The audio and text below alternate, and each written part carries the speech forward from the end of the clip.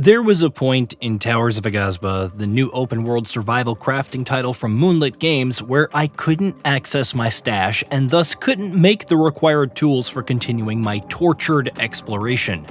Exasperated at trying to scrounge around Midhaven to find things like fiber and wood, I got on my mount and returned to the bridge to my initial farming village, Lila. The portals weren't set up, so returning to do so and bridging the two locations would be beneficial. And off we went, sprinting continuously through darkness and eventually early morning, crossing the genuinely impressive bridge that I crafted earlier with wood, rope, thatch, and for some reason a single meat skewer. I saw a villager with an icon over their head off to the side, and like a flipping idiot, I stopped to check if they had a quest. Due to the makeup of the bridge in that particular spot, I fell through into the water where I ran out of stamina from swimming and died. The game then respawned me back at Midhaven to start the journey again, an emotional ordeal that could only be described as author Harlan Ellison so eloquently put it as, "I have no mouth and must scream."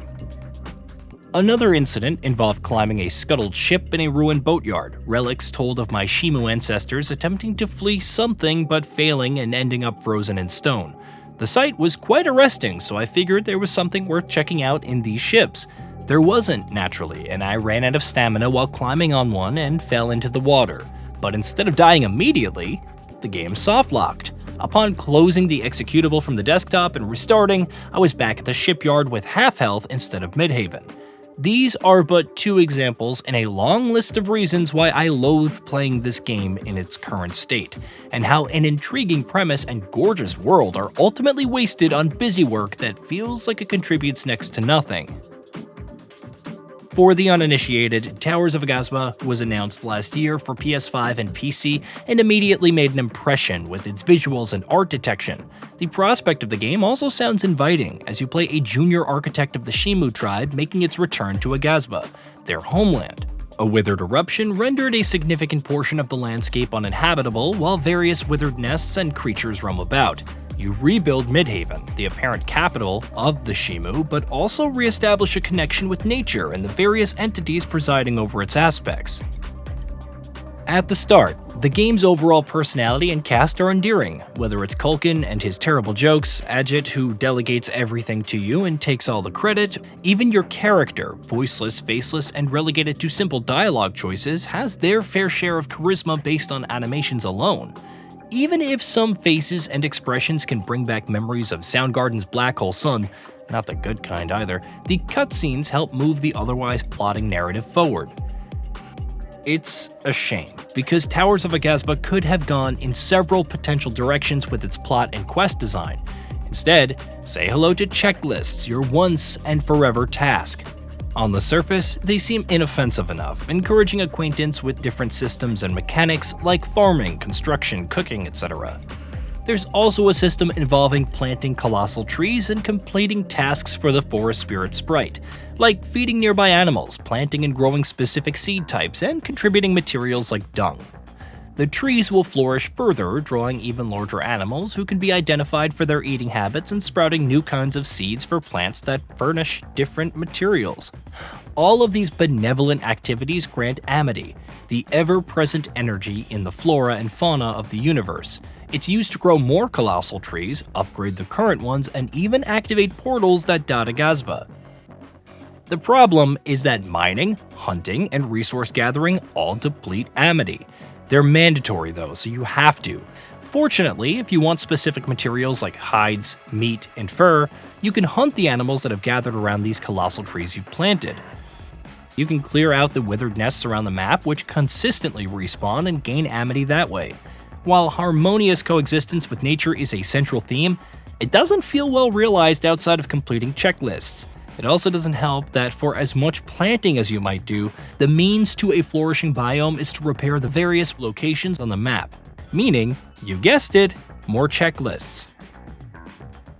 Now I could deal with how repetitive this all is if Towers of Aghasba wasn't so randomly stingy with materials. You can't just grab any plant or mine any rock. No, it has to be specific nodes with little blue indicators. Try not to miss them. They'll often spit out a single piece of the required material. More elaborate plants and specific trees will offer more, which thus encourages planting them. However, when you get to Aghasba and have to initially deal with a barren land with almost nothing around Midhaven, it's frustrating.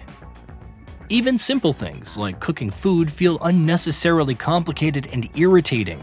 Do you have dozens of meats, but no mushroom caps because you couldn't find any plants? Well, forget making any meat skewers. There's no simple grilling of meat to provide health, which could be boosted with other ingredients for additional bonuses like, I don't know, The Legend of Zelda Breath of the Wild, one of the game's main inspirations? Not that it matters, since you can endlessly consume those raw meats without any ill effects, and no amount of healing will help when facing some of the tougher foes.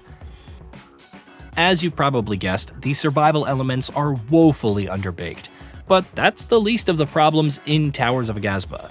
Your health bar disappears during combat, so you have no clue if healing is required. Before the most recent patch, I couldn't make a spear or cook meals in the early goings, so if I didn't have enough berries or roots, death would strike sooner rather than later. Even worse is that it's seemingly impossible to make a simple bow.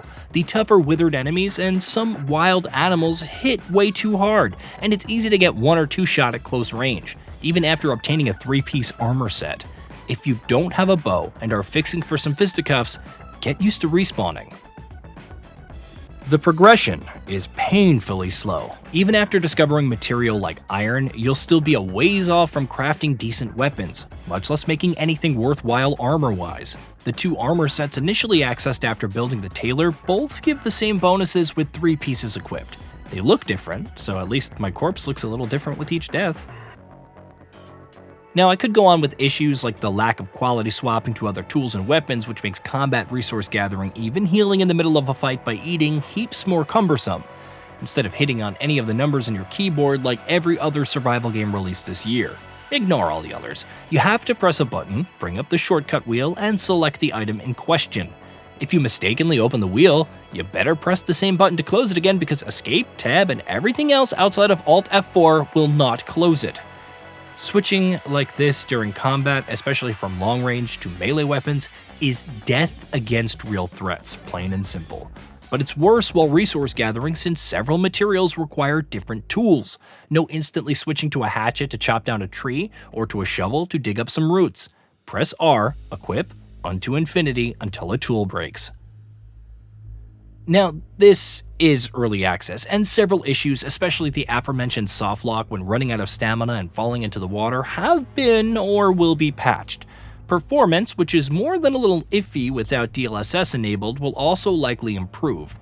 I'm sure the climbing and movement will become more polished and less janky. However, fundamental systems and design decisions must be rethought for Towers of Aghasba to thrive, and nowhere is that more apparent than in the withered zones. These locations are areas where the withered presence is overwhelming. The lighting suddenly changes, which can turn into this comical shifting back and forth if you enter and leave a withered zone, and you're afflicted with a debuff. If you don't consume a potion or one of the plants in that zone to reset the timer, you'll lose health and die, which means returning to base and starting all over. Now, imagine trying to do this while assailed by larger withered and withered snags who can all annihilate you, all while dealing with the janky movement and trying to reach these plants to reset your debuff timer. The overall lighting and color scheme of the smaller withered makes them more challenging to see as well, a problem which can also occur at night, adding to the frustration. If you don't have several potions to reset your timer, made all the more annoying by the resource gathering to craft them, and don't run past all the enemies, made all the more frustrating because fighting is pointless when they do so much damage, you're in for an extensively painful session. The peak irony is when one of my bows broke. If you don't finish the first Withered expedition, you can't tick off one of the tasks necessary to upgrade Midhaven to Tier 2 and unlock the blacksmith, who presumably allows for crafting a new bow. Your only choice is to get lucky and find a new one somewhere out in the wilderness from a chest, which is much less common than the tooltips would have you believe. My other iron bow, discovered hours prior, is on the verge of shattering, but held up much better. Towers of Aghasba does have some redeeming qualities, namely its visuals and art direction. The passage of time sometimes feels too quick, but is nonetheless beautiful as shadows cast by nearby hills realistically move, and the lighting naturally shifts from dusk to dawn. Animals and plants look unique and detailed, even if animations are missing when chopping down massive trees or slaying wildlife ragdolls for no apparent reason. There's also some joy, not a lot, from naturally exploring the world and happening upon different individuals, like the family of Snags, a giant disembodied hands who want my help clearing out the withered, which once again highlights the excellent animations and cutscenes. A disembodied eye also wants my help at some point to clear its vision, though the tasks consisted of delivering some resin. Imagine if there was an actual minigame, or if there was some kind of interesting conclusion outside of saying it might need my help later again. Towers of Aghasba had me genuinely excited when it first announced, because of the setting, the premise, and a mix of exploration, combat, and crafting. All of that excitement has been systematically beaten out of me, reducing any enthusiasm for wandering, intrigued by what lies in wait around each corner. Everything, aside from the combat, feels like a chore, and the balance needs some revisiting because fighting enemies that effortlessly take me down isn't all that fun. If the first dozen or so hours are revamped and made less tedious, if the resource gathering didn't make me want to pull my hair out, if the withered zones felt like risk versus reward as opposed to Russian roulette without the empty chambers, if 50 other things are addressed, I could see myself having fun.